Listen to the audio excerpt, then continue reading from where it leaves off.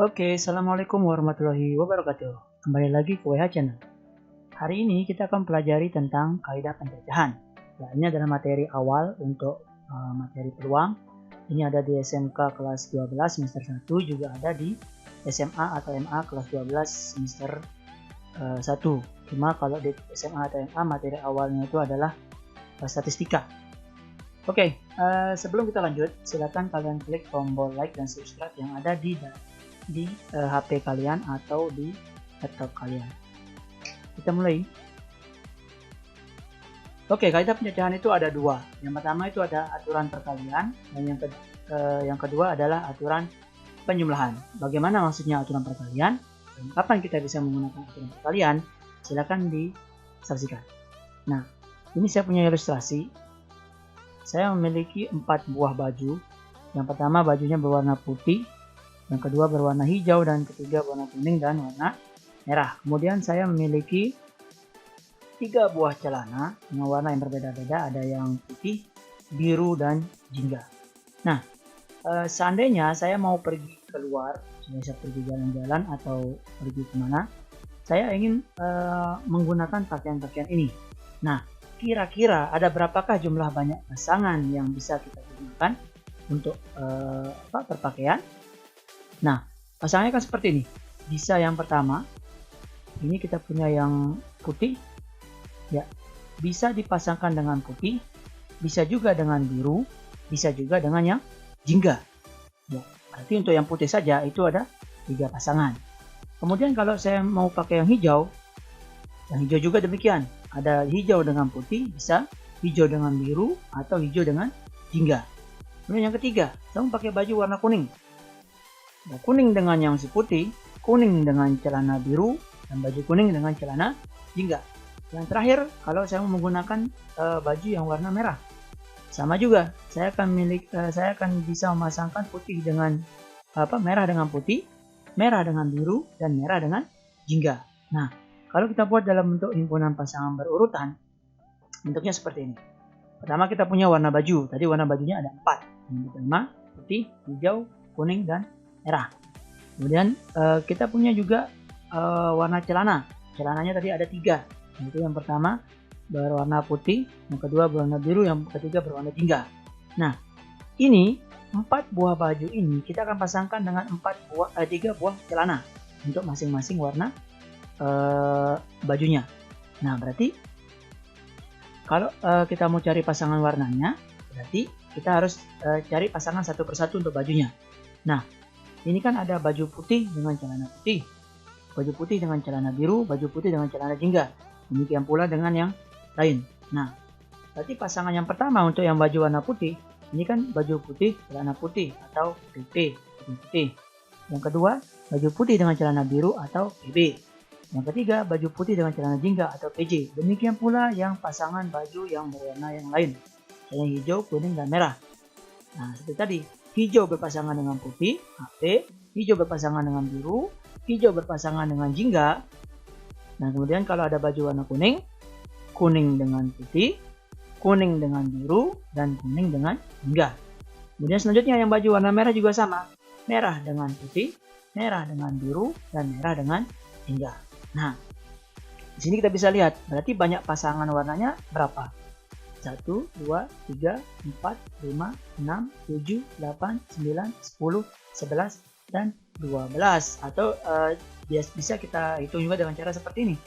Untuk baju yang putih saja, dengan celana yang warna yang 3 warna ini, kita bisa memiliki pasangan warna ada 3.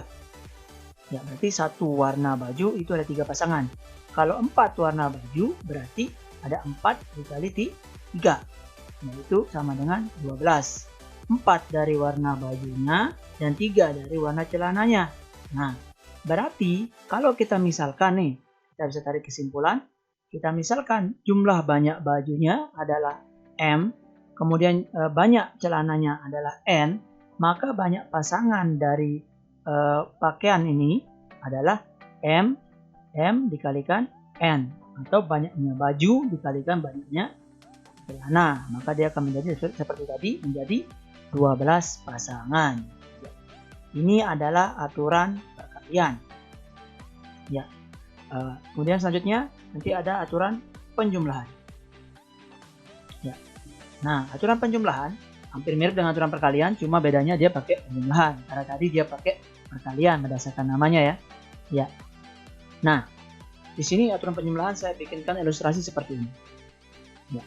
Saya punya 3 buah motor. Ini ada motor NX, Scoopy, dan ada motor Mio Vino, ya. Atau Vino, Scoopy, dan NX. Kemudian yang kedua, saya punya 2 mobil. Ya, yang pertama saya punya Avanza, yang kedua saya punya Fortuner. Nah, kemudian saya mau ke sekolah. Dari rumah saya mau ke sekolah menggunakan kendaraan-kendaraan saya ini. Ya. Nah, kalau kita mau ke sekolah menggunakan kendaraan ini, kita kan tidak akan mungkin menggunakan motor dan mobil juga sekalian. Atau pakai mobil dan juga pakai motor, tidak bisa. Beda halnya dengan yang tadi. Kita pakai baju dan pakai celana kan satu pasang. Kalau motor dengan mobil tidak bisa sepasang. Tidak bisa kita ke sekolah naik motor, naik mobil juga seperti itu. Nah, berarti ada berapa banyak cara yang bisa kita lakukan untuk berangkat dari rumah ke sekolah. Yang pertama, saya berangkat menggunakan motor Vino, 1. Yang kedua, saya berangkat menggunakan motor Scoopy, 2. Yang ketiga, saya berangkat menggunakan motor NMAX, 3. Selanjutnya, saya berangkat menggunakan mobil Avanza, 4. Dan yang terakhir, saya berangkat menggunakan mobil Fortuner. Jadi, ini ada berapa cara? Ada 5 cara. 5 cara dapat dari mana? Banyaknya motor dijumlahkan dengan banyaknya mobil. Berarti saya ada 5 cara di sini.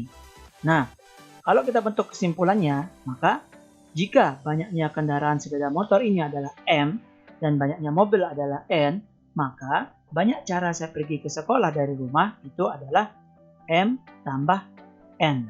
M tambah N seperti itu. Nah, tadi kalau aturan perkalian kita kalikan. Kenapa kita bisa kalikan?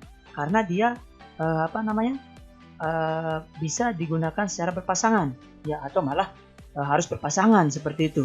Ya, contohnya tadi ada baju dan celana. Ya, kan lucu kalau kita pergi keluar pakai baju nggak pakai celana, atau pakai celana nggak pakai baju, kan ya masuk angin nanti. Oke.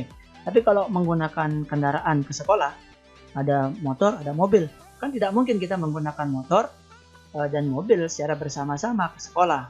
Harus satu persatu kan, motor aja dulu, baru mobil aja, seperti itu.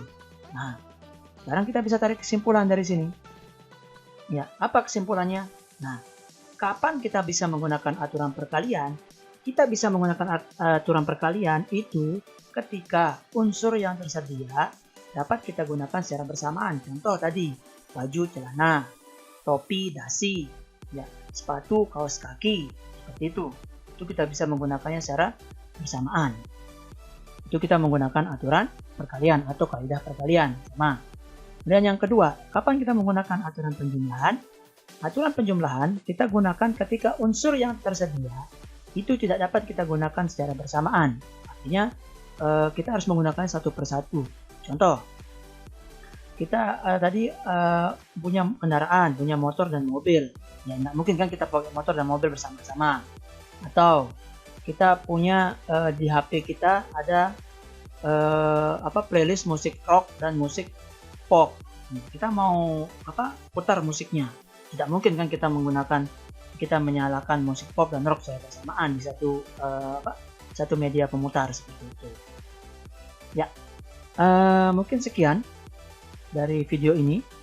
Semoga bermanfaat, semoga cepat dimengerti, dan kalau ada masalah bisa ditanyakan, bisa ditulis komentar atau bisa ditanyakan via WA. Nah, sebelum saya tutup, silakan klik tombol like dan jangan lupa juga klik tombol subscribe untuk mensupport channel ini supaya menjadi channel yang bermanfaat. Kurang lebihnya saya mohon maaf. Assalamualaikum warahmatullahi wabarakatuh.